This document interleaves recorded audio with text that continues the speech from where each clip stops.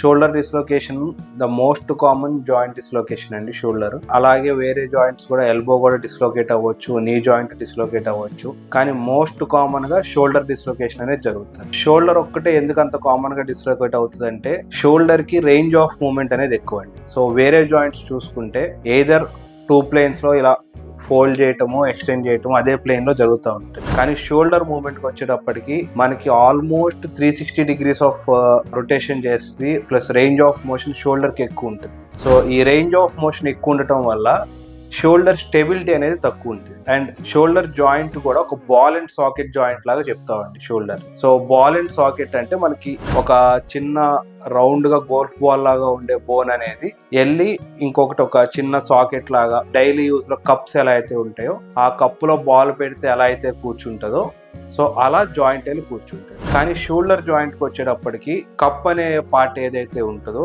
అది ఫ్లాట్ గా ఉంటుందండి సర్ఫేస్. సో ఇలా ఉండాల్సి normal ball and socket joint ఇలా ఉంటుంది. సో షోల్డర్ జాయింట్కి వచ్చేటప్పటికి ఇలా ఫ్లాట్గా ఉంటుంది.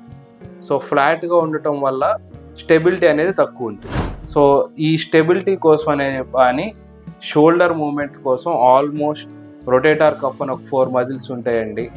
అండ్ అలాగే దాన్ని సరౌండ్ చేస్తారు డెల్టాయిడ్ మజిల్ అని, pectoralis major muscle and latissimus dorsi, ఇలా వేరియస్ మజిల్స్ షోల్డర్ అండ్ స్కాపులాని స్టెబిలైజ్ చేయడం వల్ల షోల్డర్ డిస్లొకేట్ అవ్వకుండా ఉంటుంది.